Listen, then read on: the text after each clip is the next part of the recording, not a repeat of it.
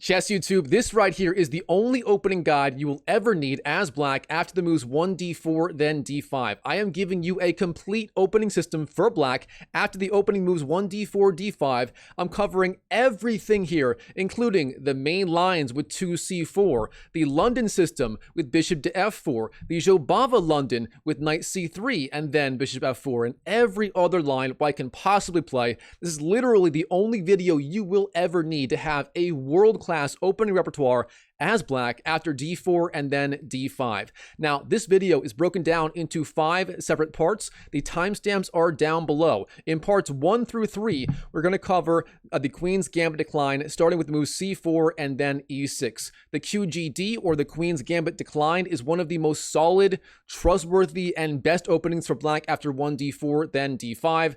Really, one of the best black openings in general. So many world champions have played this opening here as black. It is just one of the best openings you can play as black, period. So parts 1 through 3 cover this. Part 4 covers the dreaded London system. I'm covering one of the strongest lines against this. In fact, the line I'm showing you is used by world champions including Ding Liren, Gukesh D, and many, many other players. It is, in my opinion, the absolute best, most solid way to shut down the London opening once and for all as black. And finally, in part 5, I'm covering literally everything else that white can possibly throw at you, including knight to f3, bishop to g5, f3, e4, everything else other than 2c4 and 2 bishop to f4, making this truly a complete system for black and the only video you will ever need to fight against 1d4 as black. And by the way, if you watch until the very end of this video, I'm going to show you how to get my free opening course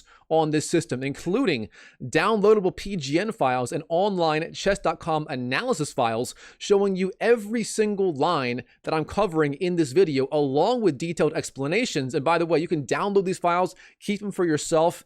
Everything is covered at the end of the video, so make sure you stick around to the very end to learn where you can get my free opening course and keep it as your own. But let's start with the very beginning. In the game, white's going to open 1d4, one of the 2 best moves for white, along with 1e4. As black, there are a lot of options here. The 2 most common lines are knight to f6 and d5. I'm going to teach you d5 though. This is by far the simplest and most solid way to respond as black. Now, we are in part 1, so we're going to start with the Queen's Gambit here. 2c4 starts the Queen's Gambit. This is by far white's strongest move on move 2. There are some other lines that are close. For example, the London is almost as good as 2c4, but the Queen's Gambit starting with 2c4 really is the bee's knees. It is the best move here for white. Now, what is white's idea? It's simple. He's temporarily sacrificing this pawn on c4. If you take it, white's likely going to go e3 or, even better, e4, trying to regain the pawn on c4 immediately. It's sort of like an improved version of a King's Gambit, and white is going to get these beautiful pawns on e3 and d4, or even better, e4 and d4, win back the pawn, and have decent chances for an advantage out of the opening.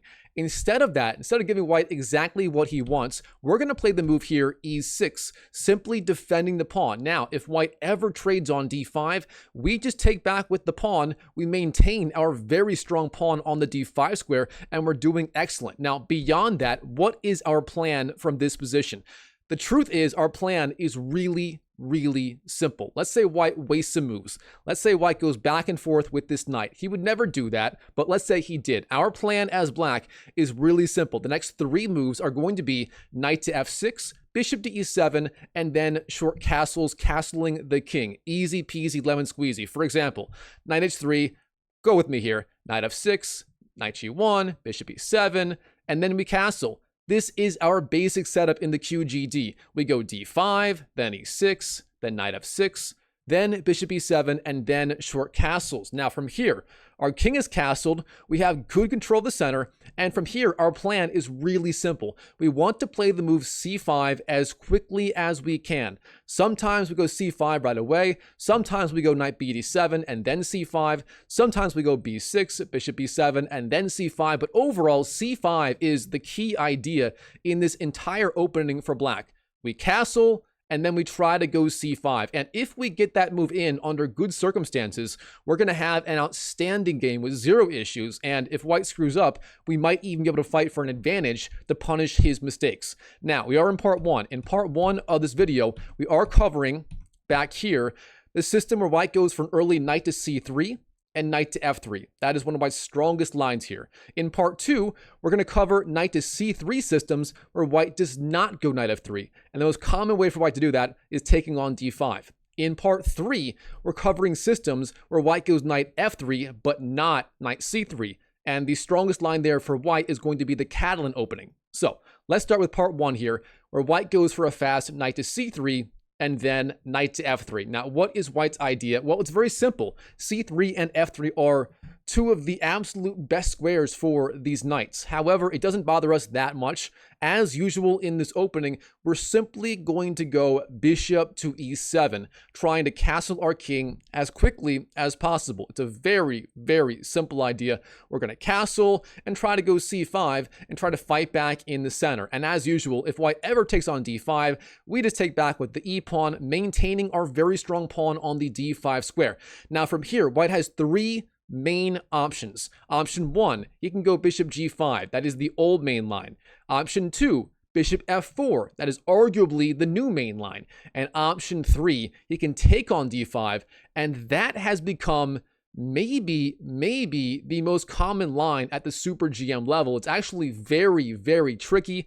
Not so much at the amateur level, but at the very highest levels of the game, it is a little bit tricky, and it is decent for white. So let's cover bishop g5, bishop f4, and c takes d5 ideas along with all of these sidelines. Let's start with bishop g5, the old main line. A lot of the old grandmasters from the 1800s and early to mid 1900s play this a lot as white. However, nowadays, it's simply not that dangerous. Our idea as black is simple. We're going to castle. We're going to go h6, driving back the bishop. We're going to go knight b to d7, and from there, we're going to try to go c5. So in general, in almost every line where white goes for a fast bishop g5, we're typically going to castle, go h6, go knight b d7. It's true here. It's also true in other related lines. That's just the best way to place your pieces. So we have castles. White will almost always here go e3. That is kind of the idea. White brings out the bishop outside the pawn chain. Now he has his so-called bad bishop outside this pawn chain right here, making it actually a pretty good piece. That's White's kind of entire idea. From here, White is going to try to go bishop d3 and then short castles, and then maybe pile up pressure on the c file with something like this. But if we're careful, we should be able to equalize pretty quickly. We're going to start with the move h4, trying to drive back that bishop. Now from here, anytime black does this, bishop to h4 is typically the best move. Instead, if white takes on f6, that is just not a good idea at all. We take back, and from here, black's going to be perfectly fine. For example, a sample line, rook c1, d takes c4, bishop takes, knight d7, castles, and as usual, we just go c5, getting a fantastic game as black. Easy peasy lemon squeezy, no issues there whatsoever. Instead, if white goes back to, say, the f4 square, that is also not so dangerous. Now, there is one nuance here. Typically in these lines, if the bishop went back to h4, we would want to go knight b d7. However, here with the bishop on f4 instead, we sort of have to go c5, and these lines get a little bit tactical. However, overall, black should be doing a-okay. The main line starts d takes c5, black takes back with the bishop, and from here, black is fine. We've already castled, we have tension on these pawns, we have simple development. Our knight may go to c6, our queen may go to either a5 or e7, our rook may go to d8, so on, and black should be getting a good game from here. For example, arguably, the main line might be a3 guarding b4. Black goes knight c6. White goes queen c2, setting up rook d1 ideas. Black goes queen to e7, setting up rook d8 ideas. And from here, something like bishop g3, rook d8, rook d1, a6. And overall, black is doing a-okay in these lines. In my guide, in my free course, I also cover other moves like, for example, 9 queen to c2, 9 rook c1, 9 c takes d5, and 9 bishop e2. Stick around to the very end to find out how you get my free course for these lines as well. I can't cover literally everything in this video. The video would be way too long, but it's all in my free course. So overall, bishop f4 and bishop takes are both not that dangerous. Instead, the main line for white, of course, is going to be bishop to h4. Now, as black, we follow the same standard plan. If you've been paying attention, you may know black here is likely intending knight b d7, and you would be correct. And from here, the plan is simple. We just want to go c5, and overall, we should have a fantastic game. Now, white here has a million options. Queen c2 is perhaps the main line for white, but white can also go c takes d5, or c5, or rook c1, or queen b3. But overall, against almost everything, we're kind of just playing the same basic moves. c5, or maybe b6, bishop b7, and so on, and black should be fine in any case. Let's start with maybe the main move, which is queen c2. In response to that, we just go c5 like this, counterattacking on the queen side. Now, no matter what white does, if he takes on c5 or d5, black is fine in either case. For example, if white takes on c5 like this, we take back with the knight like this, defending the pawn on d5 with the knight and the queen, and overall, we are doing just fine. I covered this in extreme depth in my free course. More on that towards the end of the video. Beyond that, if white takes on d5 like this, c takes d5, we just counterattack on d4. And again, black gets a fantastic game. The pieces start flying off. We're already castled, and black should be a-okay here. For example, knight takes d4 is the best move. We play knight takes d5. And if white goes bishop takes e7, we take back with the knight.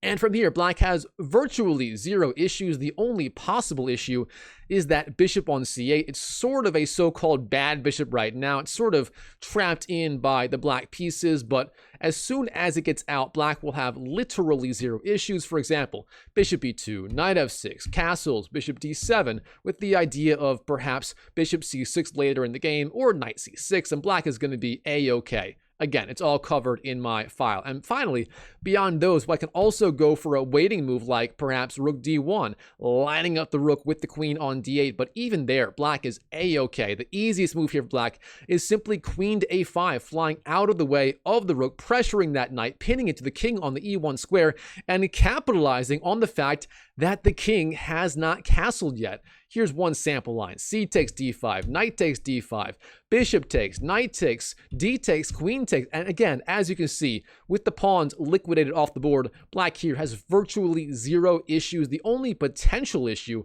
is that bishop on c8, but white still hasn't castled. That's going to slow him down, and black should be fine in any case. So overall, these lines show black is just absolutely a-okay in the main line with queen c2 and then c5. Just to give you a sampling of other ideas, if white takes on d5, black can take back with the knight, and we have zero issues. For example, if white takes here on e7, we take back, and again, black goes c5 with zero issues.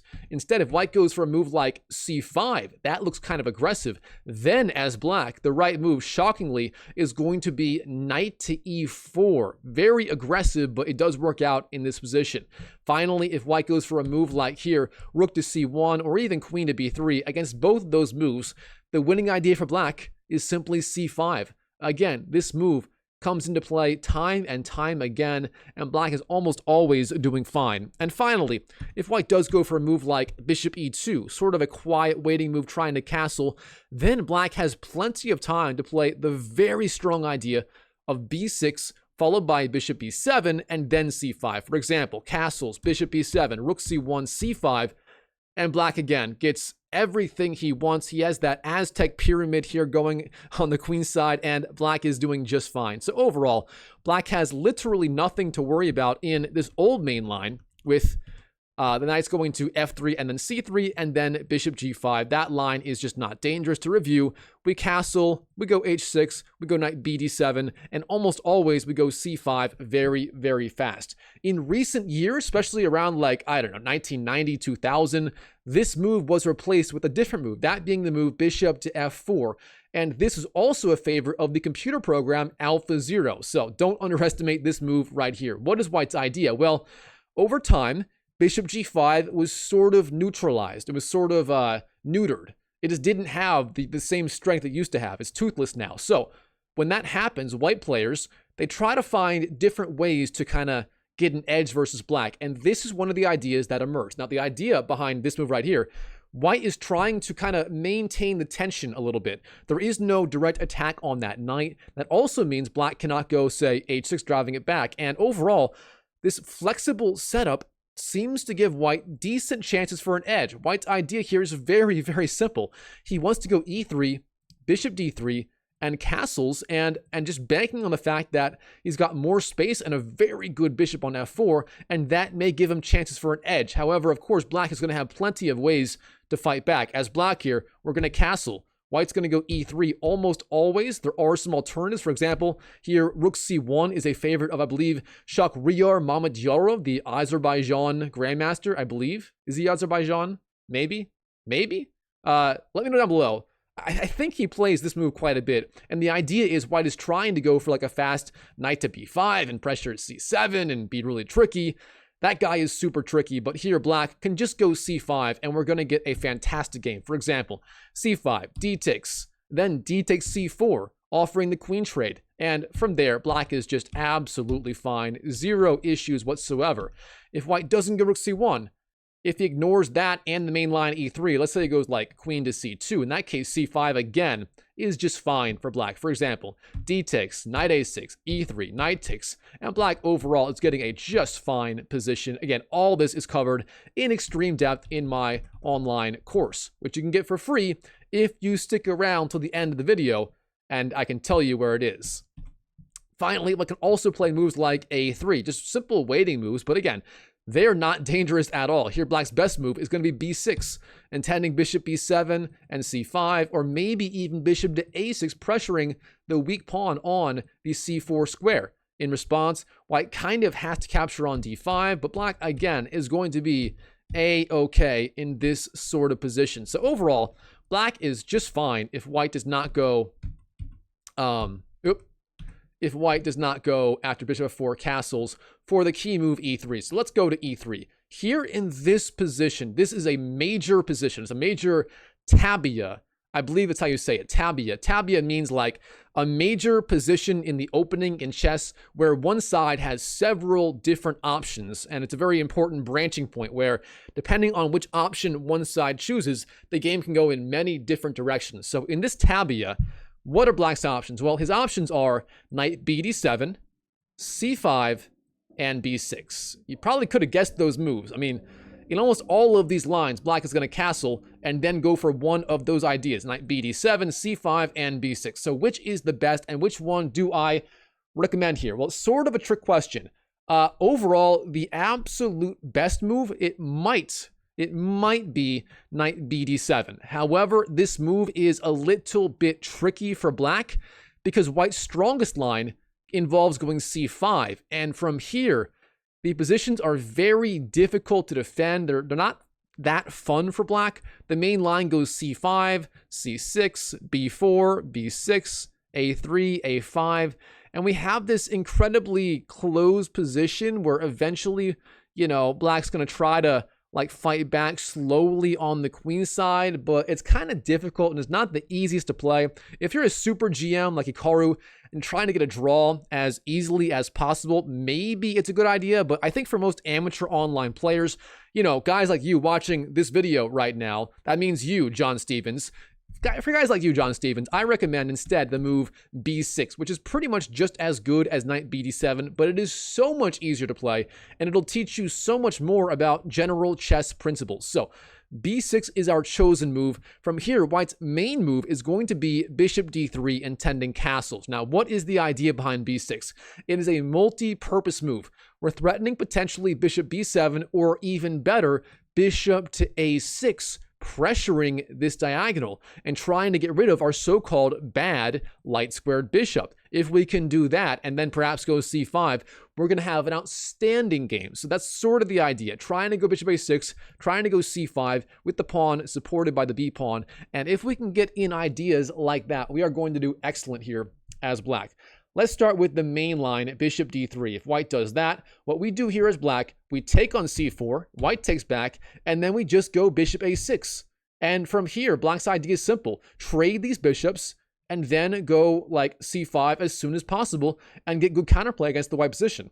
And black here, overall, should be a-okay, although white is technically pressing a little bit still. Now, from here, the main move for white is taking on a6. We take back with the knight. And from here, white may want to go for a move like queen to e2, attacking the knight, or castling, or any others like queen to a4 or a3, and so on. Let's start with the main line, queen to e2, attacking the knight on a6. Here, as black, we play the subtle move, queen to c8, white castles, and then we go c5, counterattacking on the queen side. I cover this line in way more depth in my free online course. Again, stick around to the end to figure out where that is, and I'll show you exactly where it is. Beyond queen to e2, I can also go for a move like e4, but as usual, we just go c5. Easy peasy lemon squeezy. From here, for example, queen e2, c takes d4, rook d1, but then d3. Gives back the pawn under good circumstances. Rook takes, then queen c8, and black here is doing absolutely fine. Our knight's going to c5, our queen's going to b7, our rook's going to d8, and black has no issues here. Beyond e4, white can also go castles here. If white castles, then as black, again, as usual, the idea is c5, and if white attacks our knight on a6 with the queen, we just slide over queen to c8, a typical move, and black is doing just fine. So overall, I mean, I cover way more lines in the free online course, but overall, black here is doing just fine in the main line with bishop d3, as long as black goes here, d takes c4, and then bishop to a6, liquidating those light squared bishops. Beyond bishop d3, white also has other ideas, including here, but not limited to, bishop to e2, queen to c2, rook c1, and c takes d5. If white goes bishop to e2, it's the exact same line. We take on c4, go bishop a6. It's literally the same thing as bishop d3. So that one is super, super easy. If white goes queen to c2, in that line, what we do again as usual, bishop to a6. For example, c takes, knight takes. The bishops are coming off sooner or later. Now, shockingly, the computer gives the best move here for white as not defending the bishop, but instead the alpha 0 move h4. That is just modern computer chess for you. But again, here black is totally fine. For example, knight takes, e takes, bishop b7, castles, bishop takes, g takes, and then knight d7. And somehow the computer thinks this is quite playable for white despite the tripled isolated pawns. Go figure, but overall, black, as usual, is just fine in this position. Finally, if I can also go for a move like rook c1. Now, in response to rook c1, the best move here for black is not bishop a6. Instead, it is simply the immediate c5. And black is going to be just fine in a position like this right here. So overall, black is doing a-okay in all of these lines after b6. So overall, this line with a fast bishop f4, it's quite good for white. It might be the strongest objective move here for white, but overall, black does have enough resources to get a pretty darn good game and get very, very close to equalizing out of the opening if he knows what he's doing and if he follows these lines or the lines in my free online course. Beyond that, let's go to the modern move here. So we started with the old main line, bishop g5. Then we had the new main line, bishop f4. And now we're going to cover... Is it the new main line? It's the new squared main line. The new main line. The new main line is you take on d5, black takes back, and then you go bishop to f4. This line is ridiculous. White players online and in Grandmaster Chess are just cleaning up with this opening because so many black players don't know how to respond to it yet. Now, the computer here is going to say black is a-okay. He's doing just fine, but that is not the entire story. The truth is white here has a number of very, very dangerous ideas. So let's say black does not play actively. Let's say black plays a bunch of passive moves here. How does black run into trouble? Well, let's see. Let's say black castles and then white goes h3. Let's say black goes like knight bd7 and white goes e3. Let's say black goes like c6 and white goes bishop d3. And let's say black goes, I don't know, a5 and white castles. From here, in this kind of position, white's plan, he's going to drop back the bishop to h2 at some point. He's probably going to go knight e5, and from there, he's probably going to go f4, getting a Pillsbury attack. For example, if black wastes some moves here, something like this might be what white's going for, and white is going to have a tremendous, and I mean tremendous attacking game with ideas like f5 or g4 then g5, and so on. And it's not so easy to defend this. Honestly, white's position is really, really strong. So as black, we have to have our guard up versus this opening. So what do we do as black? We don't play the standard idea of castles and knight bd7 and so on. Oh no. Against this move, taking on d5 and then bishop f4, we need a completely different strategy. Our strategy is going to involve c6, and then depending on what white does, if white goes h3, we go bishop f5. If white goes e3, we go knight to h5, winning the bishop. So let's cover these one by one here. If white goes, let's say, h3, the idea behind this move, if we go knight h5, white's going to go bishop h2, keeping the bishop alive, and white's going to be doing outstanding. So we don't do that. Instead, we play the move bishop to f5. Now, this bishop is ideally placed on the f5 square. It opposes this diagonal, and very often in these lines, white needs to have a bishop on d3 to fight for an edge. That is not possible, as if it ever goes to d3 here, we just take it and we get a great game. So that is not going to work for black at all. Now, what else can white do? Well, the strongest move here for white is going to be g4. White has other ideas like e3 or queen b3, but g4 overall is the most dangerous. If white goes g4, that is the other idea behind h3, setting up the g-pawn advance. In response to that, the best move here for black, the safest one, is just going back to g6. From here, black should be relatively okay. If white goes queen to b3, we go queen b6, defending along the b file, and we have no issues. If white ever takes on b6, we take back, and black is doing fine. Beyond that, if white goes e3, we play queen b6 again. This is a key resource for black in this entire system. And if white defends with, say, queen c1, we just develop knight bd7 and so on, and black here is doing really, really well overall. Here's one sample line. It's covered in more detail in the free online course. I'm kind of beating a dead horse here, but if white goes, say, knight h4, we go bishop e4, attacking the rook. If white goes rook g1, we just castle. And from there, we can go for a fast c5 advance. And yes, we do get the isolated d-pawn. However, white's king is not castled, and therefore opening up the center with, say, d takes, knight takes is definitely to black's favor. So e3 also not dangerous for black. Instead, if white goes, for example, knight e5, chasing the bishop, in that case, we just go knight bd7, white can take, we take back, and black has an ultra solid game. We can transfer our knight to, say, e6 like this, knight to f8, and then knight e6, and overall, black is doing just fine here. Fully equal, easy peasy, lemon squeezy. Now, instead of g4, white can also go, for example, e3 or queen to b3. If white goes e3 here, in response to that, we play the move queen to b6, pressuring b2, and this is already very uncomfortable for white. For example, let's say white goes queen b3. In that case, black is just equal. There's no issues. We can even go h5, clamping down on g4, alpha 0 style.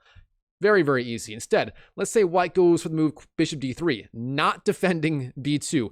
In that case, we do not take the pawn. I repeat, we do not take the pawn. Here's the problem. Let's say we take here, and then we capture the pawn. In that case, the rook goes to b1, the queen goes to a3, and the rook takes on b7, and white gets a massive attack. We do not do this. I repeat, we do not play this line as black. Instead, we just stay solid, and we castle, avoiding the poison pawn. And from here, black is just totally fine. Zero issues. If white defends the pawn with, say, queen to c1, or queen to e2, or queen d2, don't go queen c2, we capture the queen. But any other move is also not that big of a deal from white. For example, if white goes queen to c1, we just develop knight bd7, h6, castles, black's fine. And overall, the same is true versus the other lines, including back here, queen to e2, queen d2, and so on. Again, they're all covered in my free online course. That covers just about everything here. And finally, if white does go queen b3, as usual, that is not dangerous. Queen b6 will shut that down. Yeah, there's just nothing to worry about here. It's all covered in my course. So, yeah, overall, this h3 line for white, not that dangerous. The more dangerous one, this is where things get spicy, is the move e3. Okay, what is white doing? Doesn't he lose the bishop to knight h5? The answer is yes. We go knight h5, and white here, the strongest move is going to be h3, guarding the g4 square, but giving up the bishop. As black, we take, and white takes back. Now, this may look ridiculous. White here is giving up the bishop pair, and he's willingly getting a terrible, or so it seems, a terrible pawn structure with 3 pawn islands versus the 2 of black. What is white doing, and why are so many top GMs going for this line as white, including Gukesh D, the world champion? Well, they have not lost their marbles. Well, all chess players kind of have to some degree, but you know what I mean. They haven't lost their marbles yet. The idea behind this, the pawns are actually not weak. White is going to go g3 and h4, and later he might push the f pawn or the h pawn up the board, and these pawns can be battering rams against the black position. So white's going to have this very slow motion attack. Beyond that, the pawn on f4, it bolsters the e5 square, meaning a knight on e5 is going to be incredibly difficult to get rid of. If white ever takes on d5, or sorry, if black ever captures a knight on d5 like this, then white takes back with the f pawn, and white undoubles his pawn. So this pawn on f4, it's actually quite good for white. Now the main line goes castles, bishop d3, bishop d6, attacking f4, g3, rook e8, king to f1. Believe it or not, king f1, then king g2 is the best line for white. We'll see why in a sec. Knight d7, king g2, and then knight to f8.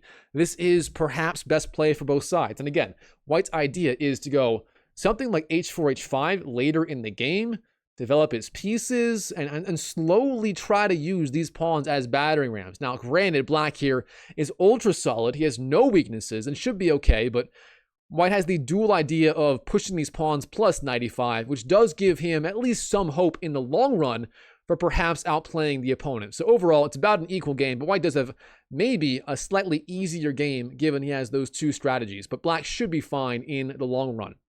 Now, h3 on move 8 is by far the best move for white. After knight h5, white goes h3, guarding g4. But beyond that, white can also go for a number of other ideas. For example, g3 is quite interesting. White's idea is to capture on f4 with the g pawn. For example, knight takes f4, g takes f4 is the main move here for white. Then, for example, bishop g4, rook d1, bishop e2, we take on f3, we go g6. White's going to castle potentially long, depending on how it goes. And overall, black should be a-okay here. Easy peasy, lemon squeezy. So g3, not that big of a deal. And by the way, if white takes with the e-pawn like this, that is also not that big of a deal. For example, castles, h4, bishop g4, we take on f3, we go bishop f6, and so on, and black should be just fine. Again, all this is covered in the course. Now, beyond g3, I can also go bishop to e2. Here in this position, we take on f4, white takes back, we castle, and overall, black should be just fine in this kind of position. And we are doing a-okay, so 0 issues. White can also go queen to d2, defending f4 in advance with the queen. Here, black, as usual, takes on f4, knight takes, e takes, castles, then knight d7, then knight f6, then bishop f6, g3, or not g3, and overall, black here is fine, but as usual, white does have some chances based on ideas like knight e5, pushing these pawns, and so on. Finally, white can also go for a move like queen to c2. As usual, same ideas apply. We take on f4, bishop d6, we castle sooner or later, and black should be a-okay, easy peasy, lemon squeezy, pushing back that knight, and then jumping in with the other knight. So overall, very, very easy stuff. There are even some lines where white can castle long. For example, in the bishop e5 line, white can castle long. I've got this covered plus many others in the opening file again. But here, for example, the main line goes knight d7, attacking the bishop, queen c2, knight takes, g6, and then castles long. But overall, black is just fine here. For example, in this kind of position, black has nothing to worry about whatsoever. So overall, this line with the fast e3 and then taking on f4 with the pawn in response to knight h5. This line is very tricky. White does have a little bit of long-term pressure, but overall black should be okay. But don't underestimate this line. A lot of white players are making a killing off this line at the Grandmaster level. So it is very good, very, very dangerous. And, a lot of white players do enjoy playing it these days. So e3 is the main move. What about the other moves for white? What else is there for white? Well, let's see. You can go, for example, queen c2 or rook c1, but they're not that dangerous. For example, if queen c2, the move for black is going to be the shocking idea of g6, intending bishop to f5, gaining a tempo on the queen. For example, if e3, we just fly out with the bishop, bishop f5, trade on d3, and bang, black is doing just fine. Zero issues whatsoever. So that pretty much does it for this entire line for white, where he takes on d5 with these two knights, takes on d5, and then goes bishop to f4. Now, what about other ideas? Technically, white here can also go for a move like e3. You may face this online. Now, white's idea, he may want to go bishop e2 or d3 and castles. He may also want to go b3, bishop b2, and then play it from there. But as usual in these lines, black is just going to castle and then go c5.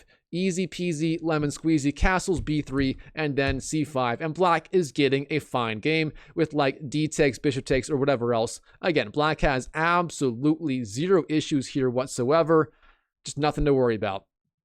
So that does it for part one, where white goes for a fast knight c3 and a fast knight f3, one of the oldest and strongest lines. And by the way, white can reach this position via many different move orders. For example, he can go knight c3, and then knight f3 like this.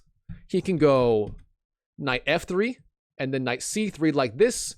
And finally, white can also go for a move order like knight f3, knight f6, c4, e6, and then knight c3. So this position is just massively important. White can reach it via so many different move orders. A lot of white players, myself included, play it a lot as white. So you do have to know how to respond here. And again, the basic idea is bishop e7, castles, and trying to go for a fast c5, or perhaps a fast knight bd7 and then a c5. So overall, if you can know the main ideas, you should be a-okay. That brings us to part two, where white goes for knight to c3 lines. So c4, e6, knight c3, knight f6. Now we're covering here everything other than white's options, including the knight f3. So everything other than knight f3 in this position will be covered right here in part two. Now here, white's absolute main idea, his big idea, is going to be taking on d5 with the pawn. This is called the exchange variation. If white doesn't do this, there really isn't that much else he has that's dangerous. The only other major line for white is going to be a fast bishop g5. Now, this line almost always transposes to the two knights variation for white, with the fast knight f3. If white does not go knight f3, those lines are just not dangerous. For example, black can go bishop e7, and if white tries to go like e3, we can castle, and if white still tries to delay knight f3, let's say white goes for a fast, queen to c2. Against all of these lines, like this or rook c1, as usual, black can just bust out a fast c5 and get a great game. For example, h6, bishop h4, and then c5, and black is doing fine in these lines. There's just nothing to worry about. Black, it's a fully equal game. So overall, white really cannot delay knight f3 forever. He has to play the castle. So overall, there isn't that much to worry about here. So the main line for white in this knight c3 system is going to involve taking on d5. That is called the exchange variation, and it will lead to a pawn structure called the Carlsbad pawn structure, which we already saw a little bit of in part one, but we're going to see a lot more of it here in part two. So in part two, the main line for white is taking on d5 like this. Now from here, white's main idea is going to be bishop to g5. That is the big Mac Daddy move, the big move here for white. If white doesn't do that, black is going to have virtually zero issues. Now, keep in mind here, if white goes for the move knight to f3, that transposes to our three knights variation, which we saw in part one. The main line there being bishop e7, bishop f5, then c6, then e3, then knight to h5, and so on. So that's already covered in part one. Beyond that, if white goes for a move like e3, that is no bueno, mi amigo. The problem with that move right there, it blocks in the bishop. So here, as black, all we have to do is basically c6, and then go like bishop d6, and castles. And because white has this bishop blocked inside the pawn chain, he has zero chances for an advantage. By the way, I actually lived in Latin America for like, oh man, almost 3 years recently. So I speak a little bit of Spanish. So don't go hating me in the comment section below. I actually speak a little bit of Spanish, enough to, well, I had a over a year relationship with a girl in Panama who didn't speak a word of English. That's a story for another day. I spoke a little bit of Spanish for a while, so don't hate me for busting out some Spanish once in a while here. Back to the video here. Okay. The main line here for white, of course, is going to be bishop g5. Now, this position is very important. This might be white's best overall chance for an opening advantage against our defensive setup as black. So if black is going to play the QGD, the queen's gambit declined, white's best overall strategy is probably c4, e6, knight c3, knight f6, c takes, e takes, and then bishop g5. We're seeing that right here. Now, we simply have to talk about the pawn structure here. What is going on here? Let's play like 1 or 2 more moves. We're going to go c6 for black. White's going to go e3. We're going to go h6. Black's going to go back. And then we're going to play the move bishop to e7.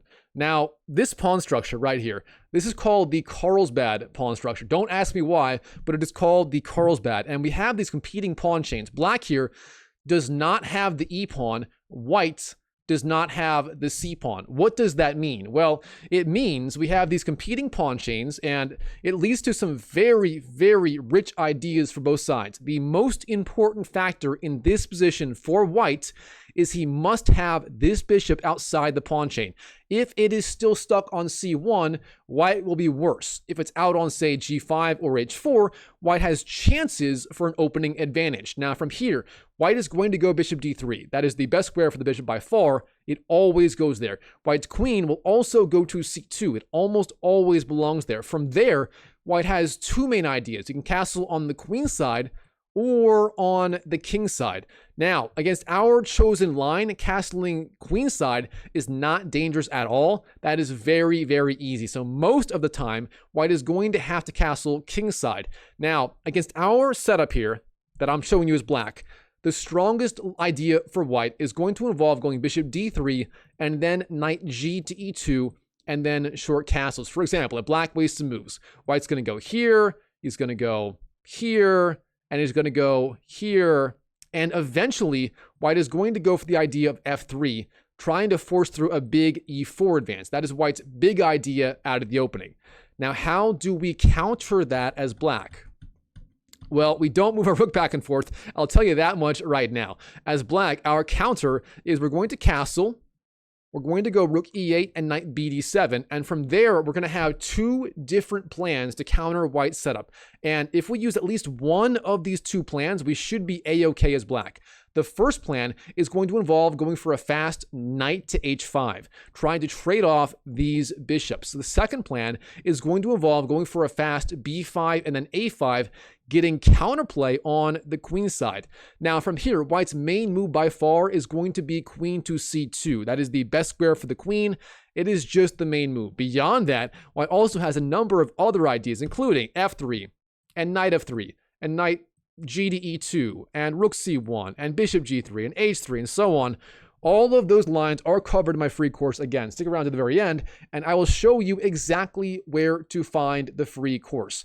However, for time purposes, the video is already pretty long. We're just going to cover the main line, queen to c2 here for white. In response, we go rook to e8, the best square for the rook. White's big idea here is going to be knight g to e2. Now, if white doesn't do that, let's say white castles here. If white castles long, well, fortunately for us, this is just a bad idea overall. As black, we're going to launch out with these pawns, b5 and a5, and just go for a big attack right away. And black's going to have a big edge with ideas like b4 or a4, a3, and so on. And black is going to be doing excellent here. Just really, really, really good stuff. So white's main idea is going to be knight g to e2, followed by castles, followed by f3. As black, we go knight bd7, and then white is probably going to go short castles.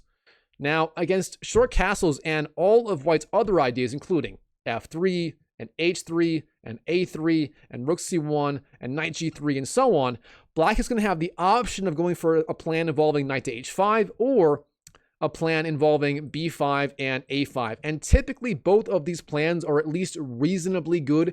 You can kind of sort of play either one depending on your play style, what you prefer, and so on. Now let's say white goes for the absolute main line with castles. In that case, black's best plan is going to be the plan with knight to h5.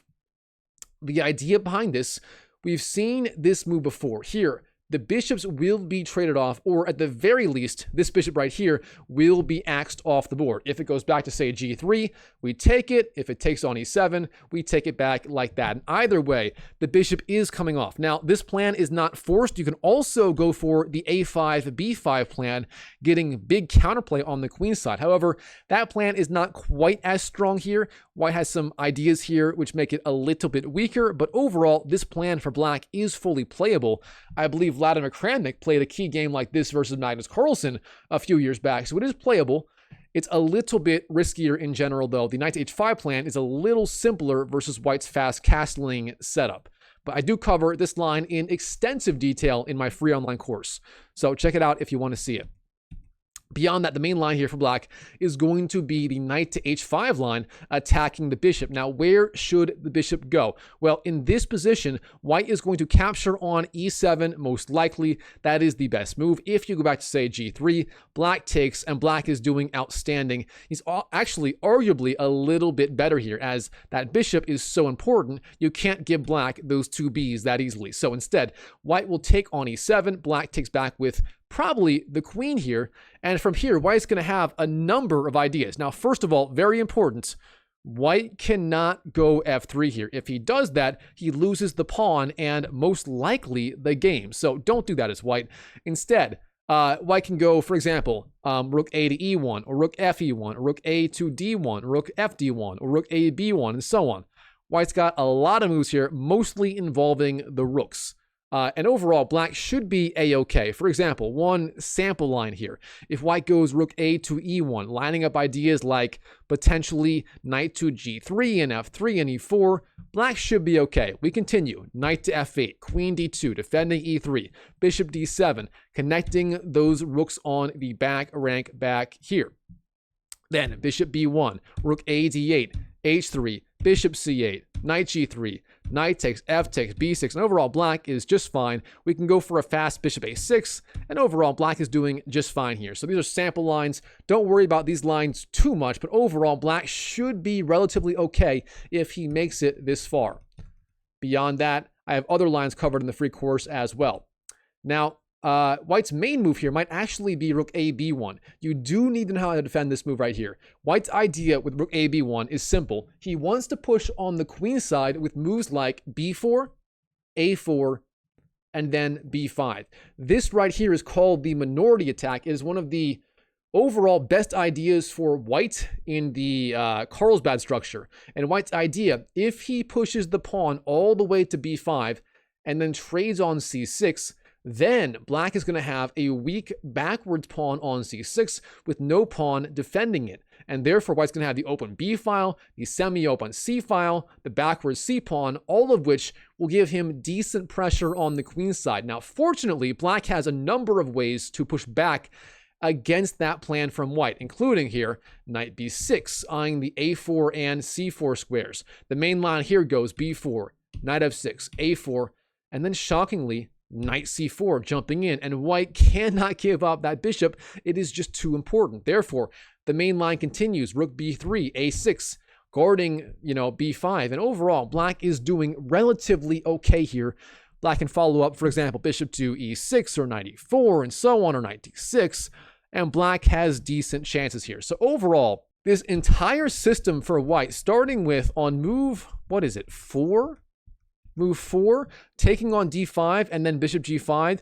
It's scary, but it's also not that scary if you know what you are doing and if you follow the lines I show in this guide. And by the way, there are a lot, and I mean a lot, of strong GMs playing this line for black. In fact, Fabiano Caruana, the number 3 player in the world right now, exclusively right now as black, plays this d4, d5, c4, e6 setup, including the line I showed you versus the Carlsbad line. So it's a very common line, even at the very highest levels of the game. So far, we covered the 3 knights variation with the 2 knights for white. We also covered the knight c3 lines, especially taking on d5. The time has come to cover the knight to f3 lines for white, including the dreaded Catalan opening with the move g3. Now, this right here is the Catalan. It is white's main way to fight for an edge with a fast knight f3 while excluding a fast knight c3. If white does not want to play a fast knight c3, then the Catalan is by far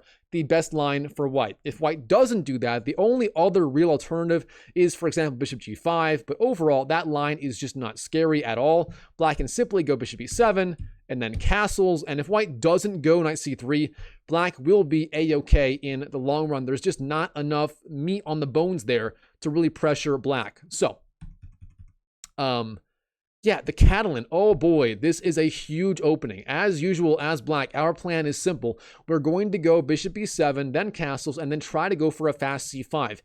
However, this line by white is completely different from anything we've seen before. White's idea here is he wants to go bishop g2 and then castles, and his entire system is based on the strength of the Catalan bishop. Now, let's say, for example, both sides follow the main line here. White's going to go bishop g2 and castles, black's going to go bishop to e7 and short castles. So, bishop to e7, bishop g2 here, short castles, and then short castles is the move for white as well. In this position, the entire strength of white's setup, of course, is going to be the Catalan bishop on g2. It just slices down the board across the long diagonal, and yes, even though this diagonal is temporarily closed by the pawn on d5, later in the game, if black ever takes on c4, and actually that is the main line here, the diagonal will open up and the strength of this bishop will be known in the position. Let's go back to move, I don't know, 4-5 here though. g3 and then bishop to e7. At this point in the game, black's idea is simple: castling, then taking on c4, and then trying to go c5 or a6, b5, something like that. What is white going to do? The main line here for white is going to be bishop g2 and short castles. However, he also has some other ideas in mind that he technically can play. We'll cover those at the very end. Let's start with the absolute main line. From here, white's going to go bishop g2. Bishop to g2, black's going to castle, and then white is also going to castle. He's sort of temporarily giving up this pawn on c4. The reason why he does that, if black ever takes on c4, as black does in the main line, white can always go queen to c2, trying to win back that pawn and get a good game. So queen c2 here is the main line for white. Beyond that, white can also go for moves like queen to a4, or knight to a3, or knight to e5. All of those will be covered momentarily, but queen c2 is by far the main move here for white. In response, as black, we go a6. The point being, we are threatening b5, trying to hang on to the extra pawn, and that would make white's life very, very difficult. And if white ever went, for example, knight e5, trying to attack the rook, we could always go knight d5, blocking the diagonal, and black would be fine. So this is a really real threat, and white has to act right now to stop the idea of b5. Now, what are white's options? White really has two main options here. Those include a4 and queen takes c4.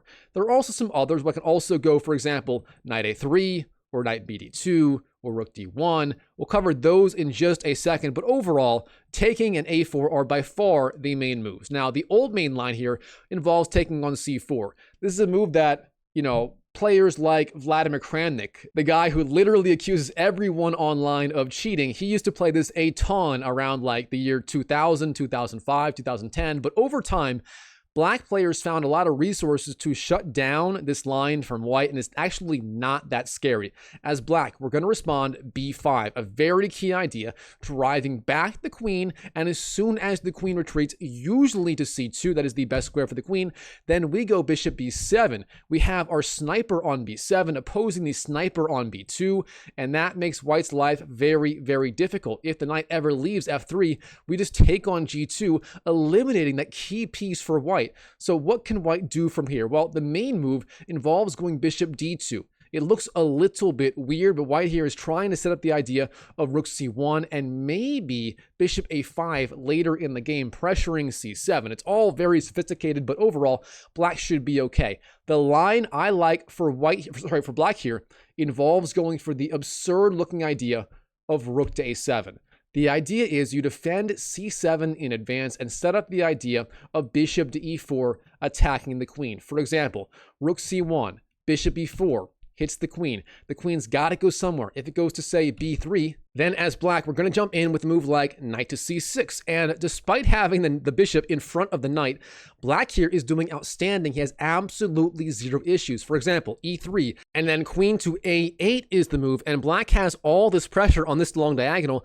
The rook defends c7, the bishop defends c6, as does the queen, and black here is doing simply outstanding. He has literally zero issues. And by the way, if white does not go bishop d2, black is fine versus every other alternative as well. If white goes, for example, bishop to f4, then the best idea is knight to c6, intending a fast knight to b4. For example, knight c6, knight c3, knight b4, attacks the queen, queen d2, then c5, and black gets a fully equal game after d takes, bishop takes. What about the move here, bishop to g5? What happens there? Well, in almost every other line, black is going to go for a fast knight bd7, and that is true here as well. For example, knight bd7, and from here, black's idea is simple: rook c8 and then c5. Typical Queen's Gambit decline moves. Even in the Catalan, black's ideas are kind of mostly the same, always trying to go for the fast c5 break. For example, bishop takes, knight bd2, rook c8, knight b3, c5. Black, as usual, getting in that fast c5 advance. The point being, if d takes, knight to e4 ensures black will win back this pawn sooner or later, one way or another. Instead of that, if white goes for a move like, let's say, a4, trying to counterattack on the queen side, that move's actually not that good. Black, as usual, is going to go knight bd7 and then c5, getting a great game. If white goes for a move like rook to d1, black, again, is going to go knight bd7, followed by, you guessed it, rook c8, and then, you guessed it, c5, getting a great game. By the way, all these lines are covered in more detail in the free online course. To be complete, if white goes knight c3, what do you think black's going to do? Knight bd7, rook c8, and then a fast c5, getting a fantastic game as usual.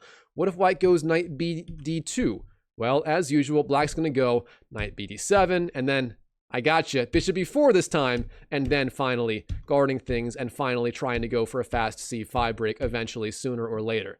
And finally, if white goes for a move like b3 here, trying to go perhaps bishop to b2 or even bishop a3, black does, you guessed it, knight bd7, rook c8, and then trying to get in a fast c5 with a fantastic game. So overall, black, against everything other than bishop d2 in this system, black is going to go knight bd7, rook c8, and then c5, getting a fantastic game. And again, everything is covered in my free online course, which I published on this Sunday, actually. Let's see, this past Sunday. Let's see, instead of queen takes c4, the other big move, and actually the main line for white, if I can get this to work, the main line for white here is going to be a4. The idea being guarding against b5. If black goes b5 here, he loses the pawn, as if he captures again, then white wins the rook. All of that is just not an option. It's no bueno, mi amigo. So instead of all that, black is going to play the completely different idea of bishop d7. d7. Bishop to, over here, d7. The idea behind bishop d7 is that we're going to go bishop c6. It's sort of like an artificial fianchetto of the bishop. The b pawn doesn't move, but all the same, the bishop gets to the long diagonal. So the main line continues. Queen takes c4, bishop c6, and from here, our plan is knight bd7 first, and then slowly untangling, maybe playing, I don't know, a5, maybe going rook to c8, maybe trying to go b5 at some point, maybe trying to go h6, knight d5. There are a lot of ideas, but overall, black's plan here is to slowly unwind and slowly get a good game. Maybe bishop to, say, d5 and c5. There are a lot of ideas. We're going to cover all of them right here. Now, from white's standpoint, the two main ideas for white here are going to be bishop to f4 and g5. Nothing else really makes all that much sense. If white goes bishop to f4, that is a, an interesting try. It's not the main line, but it's also decent for white. As black, we're going to go bishop d6 and immediately challenge that bishop on f4. And no matter what white does from here, black should be okay. I cover a zillion ideas for white here. For example, white goes bishop g5, Black's plan involves knight bd7, then h6, like this, knight bd7, then h6, then knight takes right here, and overall, black should be fine, chasing away the queen, taking on c3, going c6, and black gets an indestructible position right here, where white has very little chances of ever getting an opening edge against black.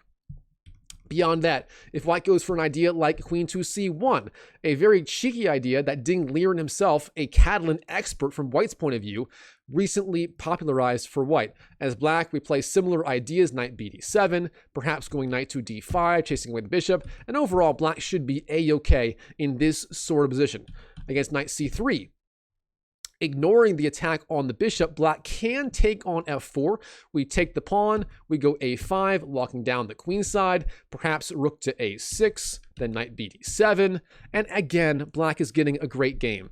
And I cover other ideas in the file like rook in the free online course like rook d1 or bishop e5 or e3, but I'm losing my voice, so we're going to skip those right now and keep the video going. Now, instead of bishop f4 on move 10, white can also go for the other idea of bishop g5. This is the absolute main line of the classical Catalan with bishop e7 and then castles and taking on c4. So what do we do as black here? Well, as usual, knight bd7 really is the only move worth considering, and we're going to follow up with a fast h6. So knight c3 is the main move. We go h6, driving back the bishop. And from here, white can go either taking on f6 or back to, say, f4. But if bishop f4, black just goes to d6, and black gets full equality pretty much on the spot. So you can't do that. White really has to capture here on f6, giving up that bishop pair. However, white will have some compensation for the bishop pair. He takes, we take back like this, and from here, white has a lot, and I mean a lot of ideas. You can go a5, or b4, or e3, or rook f to c1, or what else can he do? Rook f to d1. Lots of ideas are possible. Let's say white goes for the main line with a5. Perhaps we'll cover b4 as well. If white goes a5 here, then as black, we're going to go for the move bishop d5, attacking the queen. If the queen goes back, we can actually trade on f3. Bishop takes f3. This is the key idea, and it works very, very well if white has already given up his bishop on g5 for the knight. We take on f3, white takes back, then we go c6. This is the entire idea.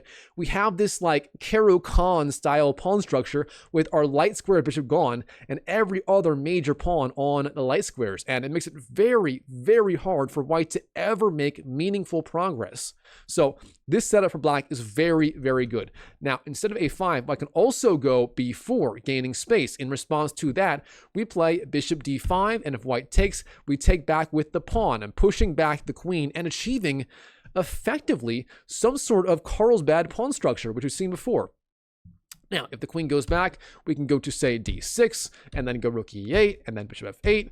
And overall, black here is doing absolutely fine. The bishop on g2 does not belong on g2 in this pawn structure. Instead, it belongs on d3. And that does mean black has to be absolutely a-okay here in this position. So overall, black should be okay in the Catalan. However, white does have a number of very tricky ideas, and he does maintain at least a little bit of pressure for a long time in the main lines, although black should be okay as well if you follow the lines I recommend. Now, white also has a number of other tricky ideas in the Catalan. We have to cover all of them. Gotta cover them all. Gotta cover them all. Let's go back to way back. Let's cover castling and d takes c4. Here, white, the main move for white is going to be queen c2, obviously. Actually, let's cover queen c2 and then a6. And here, Magnus Carlsen himself recently played the move rook to d1 against Fabiano Caruana.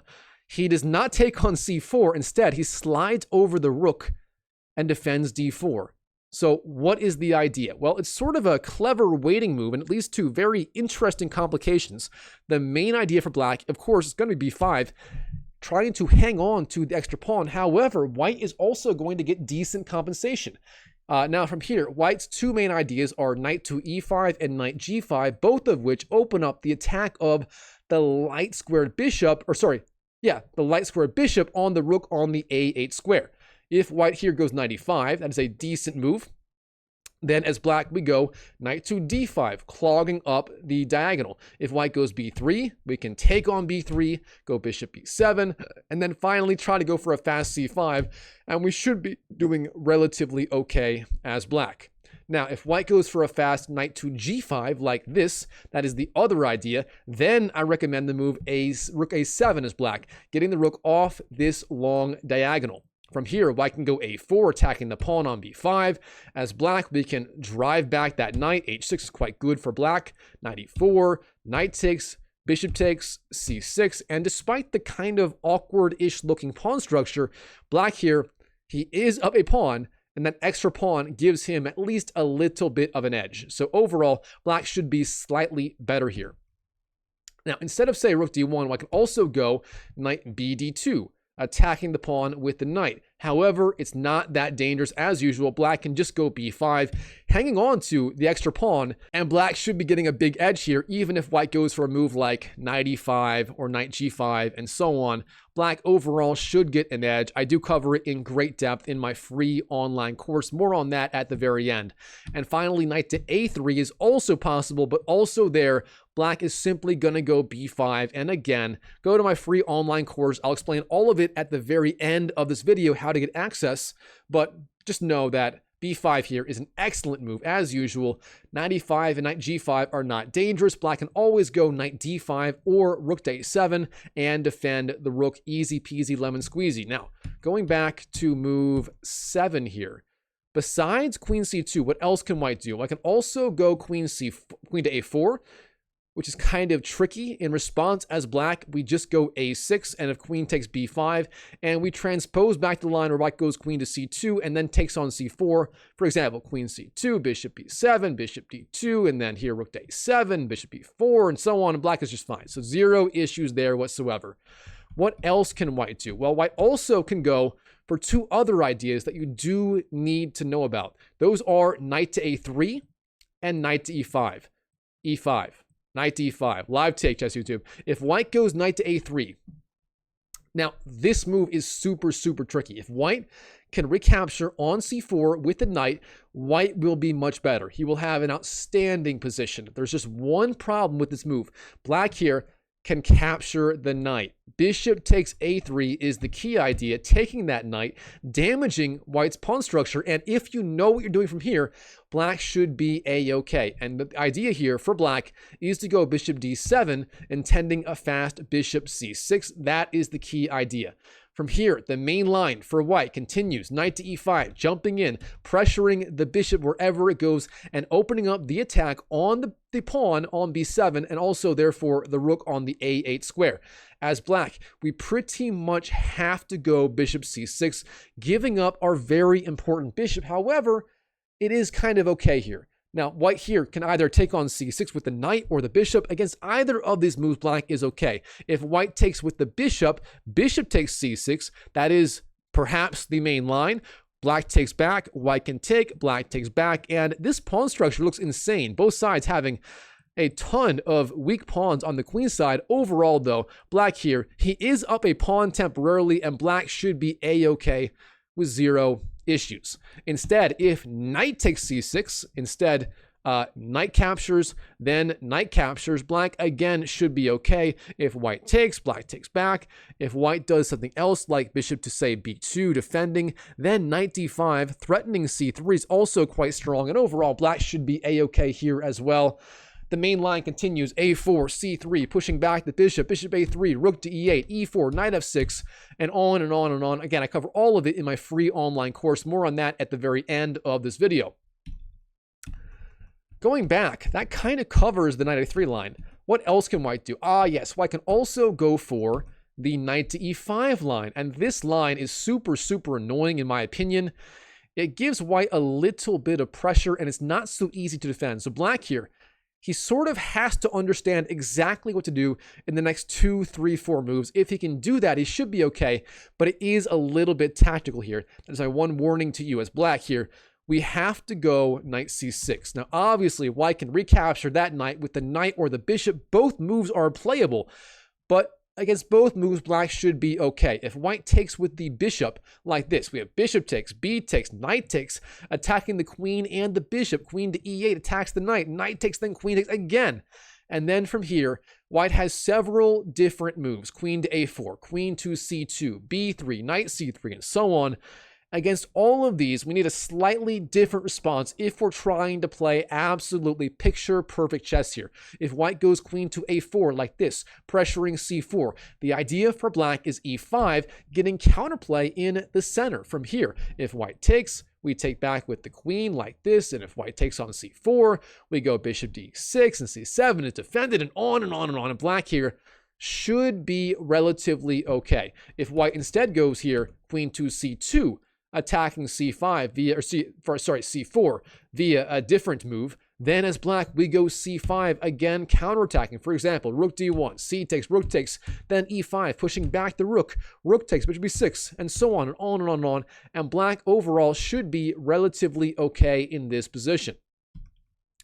Beyond that, I can also go, for example, b3, trying to capture on c4 with the pawn. As black, we go rook d8, b takes, then queen d7, attacking d4. If queen d3, bishop b7, and so on. And black, again, should be relatively okay in this position. And finally, if knight c3 here, the other idea for white, then as black, the move is rook to d8, and if queen to a4, rook takes d4 is quite good for black. Now, beyond that, if white captures on c6 with, say, the knight here, knight takes c6, knight takes c6, knight takes c6, then the key move for white is not taking with the bishop. That helps black. The key move is going to be b3, trying to open up the scope of this bishop on, say, b2. As black, we go bishop to a6, attacking along this diagonal. White goes bishop to a3, attacking along this diagonal, competing diagonals here. And then we go rook to b8, getting off this diagonal of the Catalan bishop. Then we have b takes c4, c5, and so on. And black overall should be getting decent counterplay here without too many issues. So, pretty easy line for black. Finally, if white goes 8, knight to c3 here, like this, then as black, we take on e5, white takes, knight to g4, attacks the pawn, bishop to f4, we trade queens, and overall, black should be a-okay in this kind of game, pushing back the bishop, h3, g takes, h takes, and overall, in the end, black should be a-okay, easy peasy, lemon squeezy. Now, we covered knight to a3, we covered knight to e5, we covered queen c2, we covered queen to a4, we covered everything here that white can basically possibly do, even knight bd2, everything white can do to try and win back that pawn and get a good game. And overall, as we saw, black is pretty much just fine against the Catalan Opening. And that means we are headed to part number 4, black versus the dreaded, the notorious, the London system. If Conor McGregor was an opening, he would be the London system. This opening is so notorious because white here can get an incredibly good game while knowing almost zero opening theory. That is the real advantage. White gets a great game no matter what, with actually decent chances to press black out of the opening while having to know like less opening theory than a drunk monkey. So what is white's idea here? It's very simple. If black was to waste a bunch of moves, let's say black goes back and forth with this knight. He's a drunk monkey. White is going to go knight f3, and then a move like e3, and then a move like, say, c3, and then a move like bishop d3, and then knight bd2, and then finally castles. This right here is the key London system setup. White's idea. He has his bishop outside the pawn chain, and his pawns make a pyramid like this. And this setup for white is just so incredibly solid. It's very hard to attack, and it's also very, very strong. White's ideas may include, for example, jumping in with this knight, pushing the h-pawn and the g-pawn, attacking black with everything he's got, and it is so freaking hard to stop the attack by white. Now, fortunately, I'm going to teach you the main line for black that is used by Ding Liren, Gukesh D, and many other world champions. This line for black is so incredibly strong. In my opinion, it is the absolute best line as black versus the London. As black, we're going to go knight f6 first. Then we go e6, and then we go c5. This is the key setup for black. One more time. Against the London, we're going to go knight f6, then e6, and then c5. This is the setup. It's very, very simple. If white ever takes on c5, we take back with the bishop. Now, what is the idea behind this line? Against almost everything, we're going to... Actually, I lied.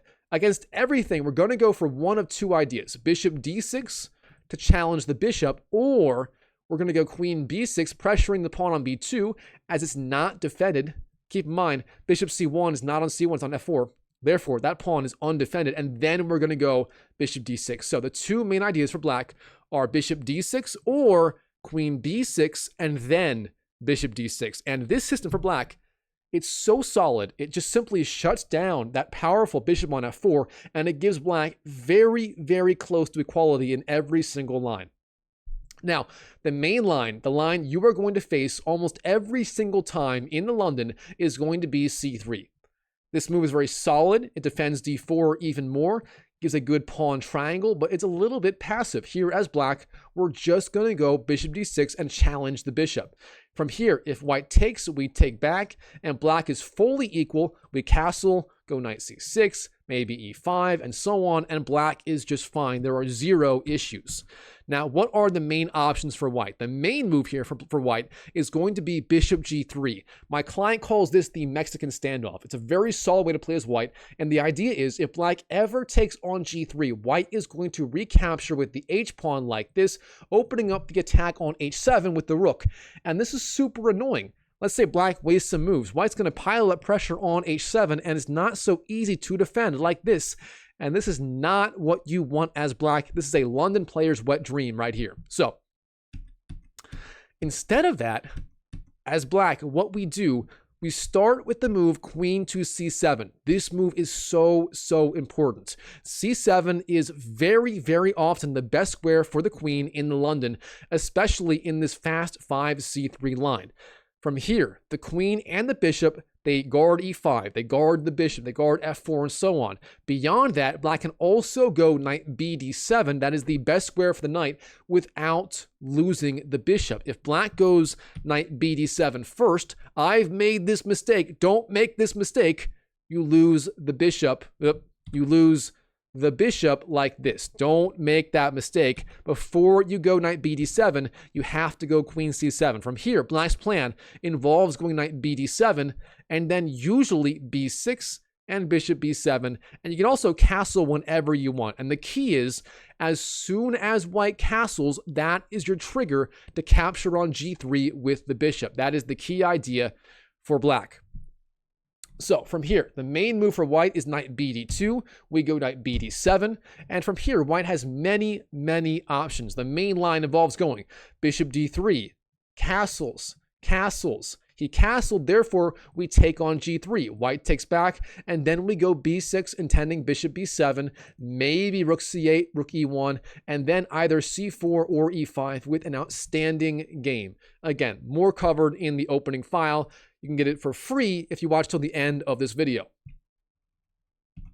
Beyond that, I can also go for an idea like taking on d6, but that is just fully equal for black. Zero issues whatsoever. Beyond that, I can also go for a move like c4, trying to open up the queen side, but going c3 then c4 is not a very inspiring idea, and black should be fine here after, say, c4, castles, c takes, e takes, and black is a-okay, easy peasy, lemon squeezy, zero issues whatsoever. So bishop g3, the main move for white, is not that scary. White is still okay, but it's just not that dangerous. Instead, if white goes for a move like, let's say, knight bd2, giving up the bishop on f4 if black wants it, I recommend not taking on f4. To me, it is just too dangerous. Instead, the main line here for black continues. Castles. If knight e5, we go queen c7. Here, if, say, knight d to f3, we can go c4, gaining space. Instead, if bishop d3, knight bd7, knight d f3, then we can also go knight e4, intending f6, pushing back this knight, and black is going to be a-okay. Beyond that, white can go for a move like bishop to d3, also not that dangerous as black. We castle, white castles, knight c6, and from here, black has zero issues whatsoever. Beyond that, I can also go bishop b5, a very tricky idea that I believe Ding Liren used versus Gukesh D in their World Championship match. So also a very strong idea worth knowing about. Here as black, we go knight c6. The main line continues, taking both the knight and the bishop. Bishop takes, then bishop takes, and then castles. But here black can just take on d4, then go c5, getting a great game as usual. White can also go knight to e5, jumping in with the knight. In that case, as black, we play the usual moves, queen c7, then knight b7, and if white does go knight d to f3, then we play the key idea of c4, closing the queen side and tending b5, then b4 like this, taking on c3. And the reason this works so well here is white has such a hard time pushing through the e4 advance. That square is covered by the knight. The bishop can never go to d3, and there's just no attack. Therefore, black here has plenty of time to leave his king in the center and just push b5, b4, take on c3, double up on the b file, and get the counterattack going ASAP. As you can see, overall, black in this absolute main line with c3, and then bishop d6, black is just fine. What about the other ideas, including knight bd2? This move was used by Alireza Firouzja, the fashion diva himself, and the London system maestro in the 2024 Candidates Tournament versus, who was it? Gukesh? It was versus Gukesh. Okay, key line here. You got to know what to do right here as black. Now, in the game, Gukesh played a line that I personally don't like that much for black. He started queen b6. I love this move. It's the follow-up he played that I don't like. I'm going to show you how to avoid the trap that Gukesh D fell into in that game. All right, from here, what's the idea behind this move right here? We go queen b6, attacking b2, and the reason this works so well right here is white did not go c3, and that means the queen on d1, let's make it blue, the pen is blue. Comment down below if you got the pen is blue reference with an old Jim Carrey movie, Liar Liar. But the pen is blue, the queen is blue. All right, the queen. Because white did not go c3, the blue queen cannot go to c2 or b3 like this. So queen b6 attacks b2, and it's actually kind of hard to defend the pawn on b1. Now, technically, you can go queen to c1, defending with the blue queen on the c1 square, but that's kind of passive. Instead of that, rook b1 is perhaps the main move. Now here, Gukesh D, in the game, he went for the idea of bishop to d7.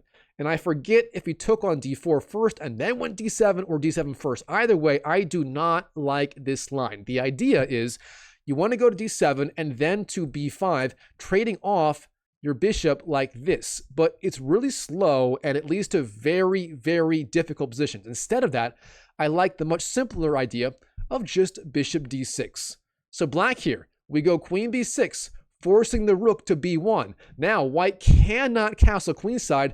The rook was better off on a1. We do that, and then we challenge the bishop all the same. Basically, forcing white to waste a move with rook b1, which doesn't even help him at all. And from here, black should be a-okay in literally all of the main lines, including taking on d6, going back to g3, taking on c5, going c3, going bishop to e2, going bishop b5 check. I cover all of those lines in my free opening course. Again, I cover how to get it at the very end of this video, but black overall should be a-okay in all of these lines. And I am losing my voice very rapidly, so let's keep this party going here. All right, what else can white do besides knight b to d2? Well, I can also go for moves like bishop to e2 or d3 and so on, but against those as well, white is going to be just fine. Black is going to be just fine. For example, bishop b2 can be met by, say, queen to b6, and black gets excellent counterplay on the queen side. Bishop d3 can also be met by, you guessed it, queen to b6, the key idea. But overall, most white players will play c3, so that is the move you should be studying if you want to play this line versus the London system. And that pretty much covers everything you would want to know versus the London, and that means we are on to Part 5 of this video right here, covering all of the sidelines after 1d4 and then d5, not including c4 and not including bishop to f4. Those are the main lines. Now, what are white's main sidelines here? The main move for white, the main sideline, is going to be knight to c3. Now, technically, white can also go knight to f3 here. However, that move is not that dangerous. Almost always white's going to go here on move 3, bishop to f4 or c4, transposing back to the QGD with c4, e6, or transposing back to the London with bishop to f4 and then e6 and then c5 and then bishop d6 or queen b6 and so on. So overall, it's more of a transpositional move. However, the one line you should know about is the move bishop to g5. This move right here is a little bit tricky. As black, we are going to play the move knight d4, jumping in, chasing back the bishop. White will typically go back to, say, f4 or h4.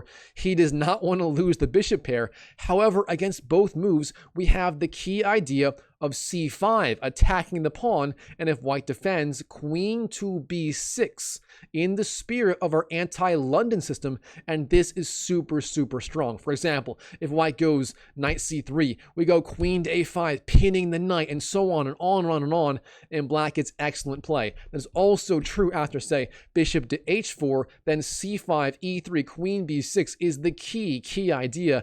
And for example, if knight c3, we take on c3, go queen to a5, attack the pawn, and black is doing excellent. If white goes back with the bishop, let's say to, I don't know, d2, the same thing applies. c5, intending queen b6. If bishop c1, the same thing applies. As usual, c5, the reversed queen's gambit move, intending, for example, a fast knight c6, is just excellent for black.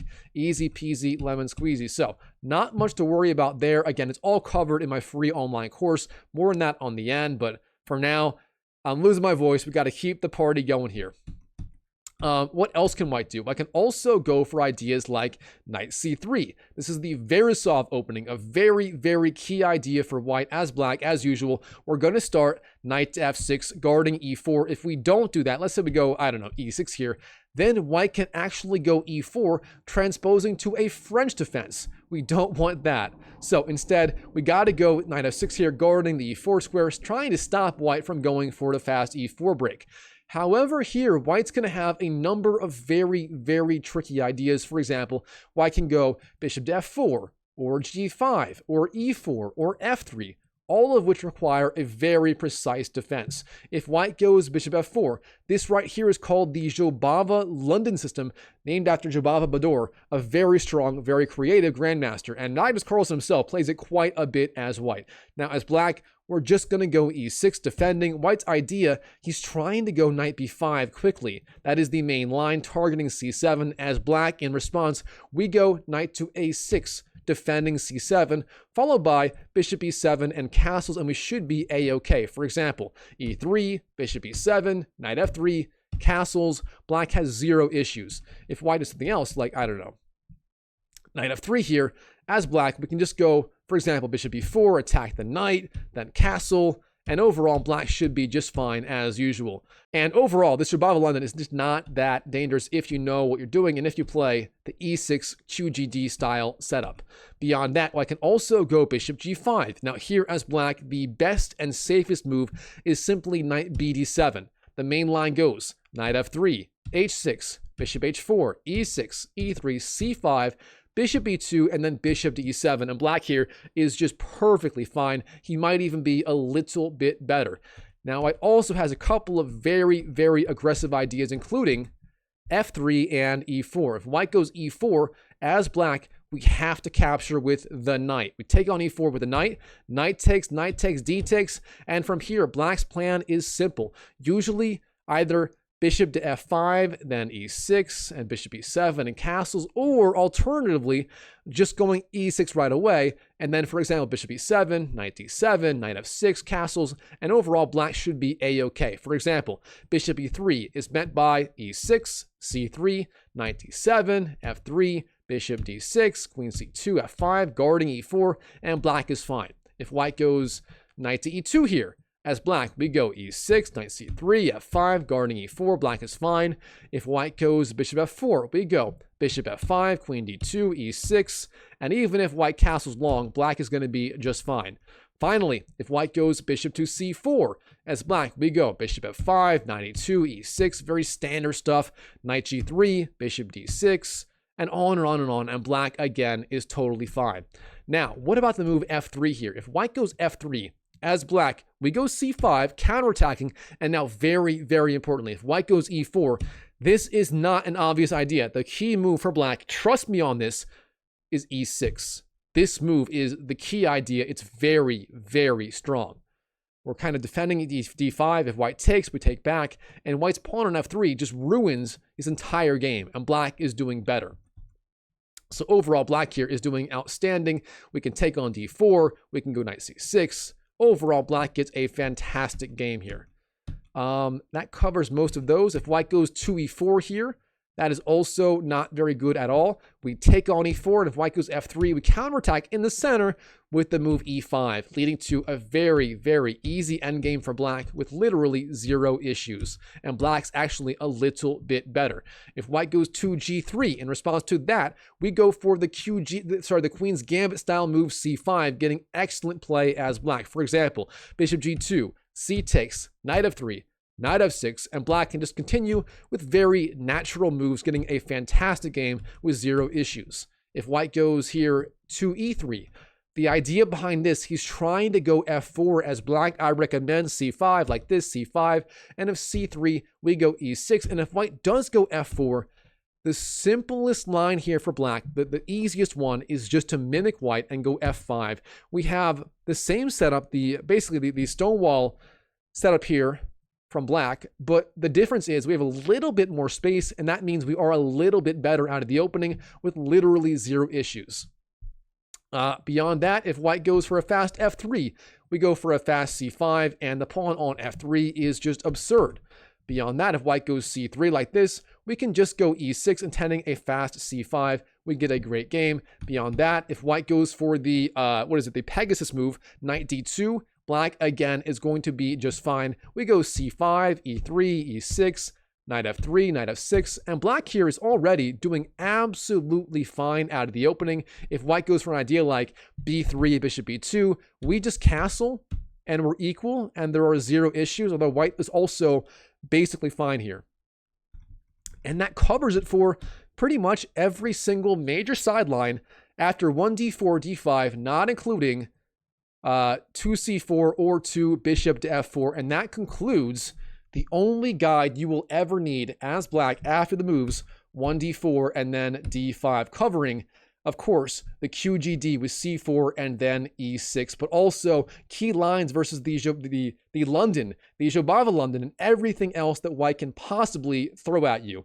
So, in my opinion, the QGD with d4, d5, c4, e6 is by far the simplest, safest, most solid way for black players, online chess players, to meet 1d4 and get a great game even without knowing a lot of theory. Although, if you do know the theory I covered in this course, in this video, this guide, you will be in such a great position to win so many more online games. Now, if you want to get the free online course, I do have a free online course covering everything you need to know after d4, d5, plus many other free opening courses, by the way. Many other ones for white and black. All you have to do, here's the big reveal. Just go to school.com/chessmindset. That's school, SKOOL.com/chessmindset. That is my free online chess community. I also have all of my courses there. All you do, go to that page. It's also listed down below in the pinned comment and in the description of this video. You go right there.